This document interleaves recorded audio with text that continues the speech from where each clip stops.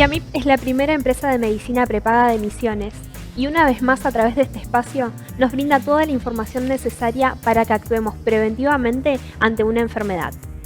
Existe un enemigo silencioso y muy peligroso que puede estar atacando nuestro organismo sin que seamos conscientes de ello. Puede causar una enfermedad cardíaca, renal o en el cerebro, ya que ataca nuestras arterias y las envejece. En la columna de hoy, el Dr. Mariano Olmedo nos explica qué es y cómo se detecta la hipertensión arterial. Vamos a escucharlo. Yo soy el Dr. Mariano Olmedo, presidente de la Fundación Círculo Médico, y la idea es, como veníamos hasta ahora, hablar un poco de enfermedad cardiovascular, factores de riesgo cardiovascular que provocan diferentes enfermedades. Hoy vamos a hablar de la hipertensión arterial, una enfermedad bastante frecuente a partir de cierta edad, como vamos a ver más adelante. La idea, y para que entiendan un poco sobre esta enfermedad, es la siguiente. La sangre dentro de las arterias tiene que venir a cierta presión. Cuando esa presión está más elevada de lo que debería, la sangre ejerce cierta fuerza sobre la pared de la arteria, provocando que ésta envejezca más rápidamente. Para entenderlo un poco más, yo casi siempre uso una analogía de una casa. Nuestro cuerpo es la casa, las arterias son los caños que llevan el agua a nuestra casa, y la sangre es lo que va dentro de esos caños. Si uno tiene una cierta presión adentro de esos caños, la arteria, o en este caso el caño, duraría un tiempo determinado. Ahora, si la sangre viene a una presión un poco más alta, los caños durarían un poco menos. Esto, a nivel de hipertensión arterial, se traduce por envejecimiento de la arteria. ¿Y cuál es el problema con el envejecimiento de la arteria? El envejecimiento de la arteria se da por un proceso que se llama aterosclerosis y lleva a que disminuya el flujo de sangre hacia diferentes órganos nobles.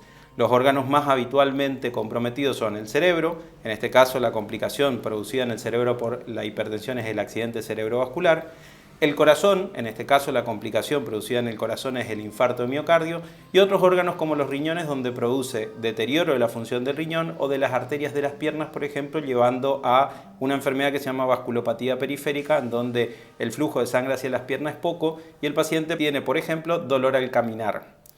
La hipertensión, el problema que tiene básicamente es que es silenciosa. Hace mucho tiempo se la denominó el asesino silencioso, también lo podemos llamar un enemigo letal silencioso, ya que durante mucho tiempo va produciendo cierto daño sobre el cuerpo sin que uno lo sepa, sin que el paciente lo sepa.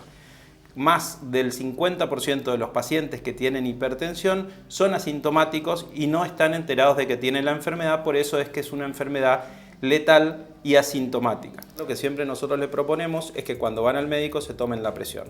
Pero también hay un cierto grupo de pacientes que deben tomarse la presión aún sin ir al médico, y estos son los pacientes que están más en riesgo de sufrir hipertensión. ¿Cuáles son?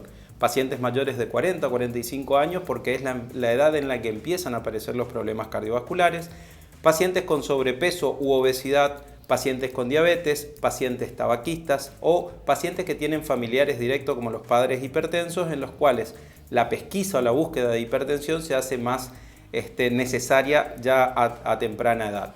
¿Y cómo se hace el diagnóstico de hipertensión? El diagnóstico de hipertensión se hace básicamente con esto, que se llama tensiómetro, y es un aparato que mide esa presión que dijimos de la sangre adentro de la arteria. Hay diferentes valores, usted va a ver que diferentes sociedades toman convencionalmente valores diferentes para decir cuál es a partir del cual uno considera hipertensión, pero básicamente, y la que más se acepta en la Argentina, es la convención que dice que el valor de presión arterial máxima sistólica por arriba de 140 o el valor de la presión mínima o diastólica por arriba de 90 se considera para nosotros hipertensión arterial, y a partir de ahí el paciente puede ser catalogado de hipertenso y uno empieza toda la valoración para ver si el paciente puede requerir o no un tratamiento específico. Lo más importante que le tiene que quedar de esta primera parte, que hay que tomarse la presión porque la presión es asintomática en la mayoría de los casos, que los pacientes mayores de 40 a 45 años, sobre todo si concurren al médico, deben tener una medición en el médico de la presión arterial para ver si existen valores que no son los normales, y que los pacientes que tienen algún tipo de factor de riesgo asociado que puede predisponer a la aparición de hipertensión, como ser diabetes, obesidad, sobrepeso o tabaquismo, deben tomarse la presión incluso a edades mucho más tempranas.